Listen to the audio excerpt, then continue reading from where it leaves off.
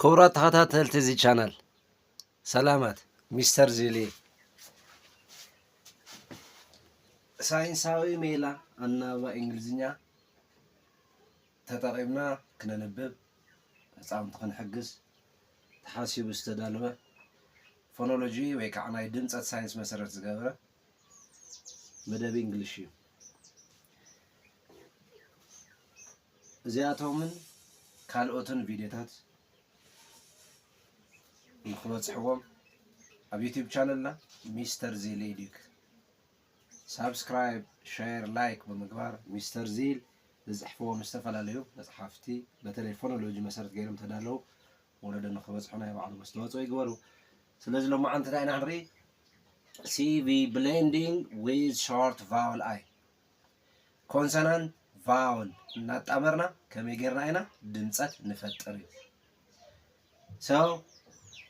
እስካዕ ሕዚ ዝነበረ blending with short vowel A with short vowel E ርኢና ሎማዓንቲ with short vowel I ስለዚ short vowel እንታይ እዩ ቅድሚ ሕዚ ክንመሃር ከለና ቫወል ተባሂሎም 5 ፊደላት እናተማሂርና ሎሚ ግን ቫውላት ሾርት ሎንግ እናተባህሉ ይፈላለዩ ኣለው። ስለዚ ሾርት ቫውል ንርኢ ኣለና ሎንግ ቫውል ቀስ ኢልና ንሪኢና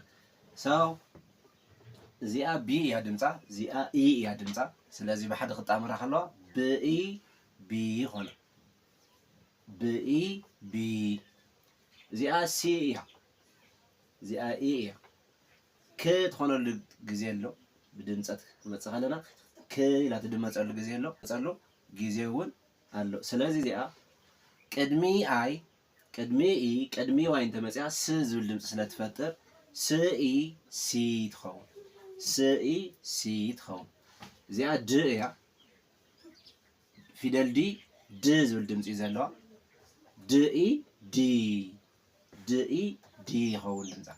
እዚኣ ፊደል ኤፍ ፍ ፍ ዝብል ድምፂ እዩ ዘለዋ ስለዚ ፍኢ ፊ ፍኢ ፊ ትኸውን ማለት እዩ።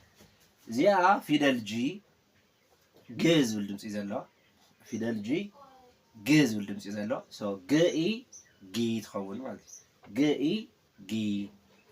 ኤች ህ ዝብል ድምፂ እዩ ዘለዋ ኤች ህ ዝብል ድምፂ ዘለዋ ህኢ ሂ ይኾን ኣለዋ ክልተን ክጣመራ ከለዋ ህኢ ሂ። ጀይ ፊደል ጀይ ጅ ጅ ጅ ዝብል ድምፂ እዩ ዘለዋ ጅኢ ብሓደ ክጣመራ ከለዋ ጅኢ ብሓደ ክጣመራ ከለዋ ጂ ጂ ዝብል ድምፂ ይፈጥራ።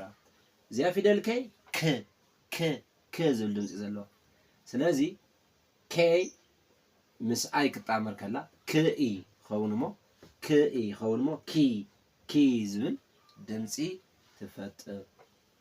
ፊደል ኤል ል ል ል ዝብል ድምፂ ዘለዋ እዚኣ ኢ ኢ ዝብል ድምፂ ዘለዋ ስለዚ ልኢ ብሓደ ክጣመራ ከለዋ ሊ ሊ ዝብል ድምፂ የውፅኣ። ፊደል ኤም ም ም ዝብል ድምፂ ዘለዋ ፊደል ኤም ም ዝብል ድምፂ ዘለዋ ምኢ ሚ ዝብል ድምፂ የውፅኣ ብሓደ ምኢ ሚ ዝብል። ፊደል ኤን ን ን ዝብል ድምፂ ዘለዋ ፊደል ኤን ን ን ዝብል ድምፂ ዘለዋ ስለዚ ንኢ ኒ ይኾና ኣሎ ንኢ ኒ። ፊደል ፒ ፕ ፕ ዝብል ድምፂ ዘለዋ እዚኣ ኢ ኢ ዝብል ድምፂ ዘለዋ ፕኢ ብሓደ ክመፅእ ከለዋ ፒ ፒ ፕኢ ፒ ዝብል ድምፂ ይፈጥራ። ኬብዩ ብሓደ እዮም ዝመፁ ኩሉ ሻዕ ኬብዩ ዳያግራፍ እውን እዮም ዝበሃሉ ዳያግራፍ ማለት እንታይ ማለት እዩ ክልተ ፊደላት ሓንቲ ድምፂ እንትፈጥሩ ዳያግራፍ ይበሃሉ። ስለዚ ክውኢ ኩ ክውኢ ኩ ኾኑ እዚኣ ፊደል ኣር ር እዩ ድምፃ ር ር ምስ ኢ ክትጥመር ከላ ርኢ ሪ ርኢ ሪ ትኸውን።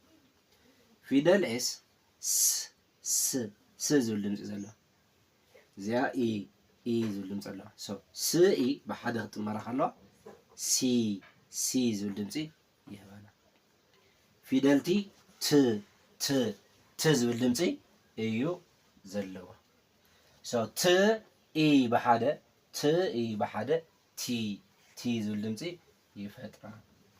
እዚኣ ፊደል ቪ ቭ ቭ ዝብል ድምፂ ኣለዎ ቭ ቪኢ ቪ ቪኢ ቪ ይኾን ኣለዋ ማለት እዩ ፊደል ደብሊው ው ው ው እዩ ድምፃ ስለዚ ውኢ ዊ ውኢ ዊ ፊደል ዋይ ይ ይ ይ ዝብል ድምፂ ኣለዎ ፊደል ዋይ ይ ይ ይኢ ይ ይኢ ይ ዝብል ድምፂ ኣለዎ ፊደል ዜድ ዝ ዝ ዝ ዝብል ድምፂ ኣለዎ ዝኢ ዚ ስለዚ ሎማ እንትረአናዮ ሾርት ቫወል ኣይ ወይ ከዓ ኣይ ኢ ዝብል ድምፂ እንተፈጢራ ሾርት ቫወል እያ ትኸውን ኣይ ኢ ዝብል ድምፂ ትፈጥር ከላ ሾርት ቫወል ኣይ ትበሃል ስለዚ ሾርት ቫወል ኣይ ኢ ድምፂ ዘለዋ ክትከውን ከላ ሾርት ቫወል ኣይ ከም ቫወል ምስ ኮንሶናንት እንዳጣመርና ከመይ ድምፂ ይወፅእ ዝብል ንሪኢና ንኻልኦት ክበፅሖም ሼር ላይክ ሳብስክራይብ ምግባር ኣይርስዑ ዜን መፅሓፍቲ እውን ክባፅሓ ይግበሩ ቀፃሊ እስካዕ ንራኸብ ባይ ባይ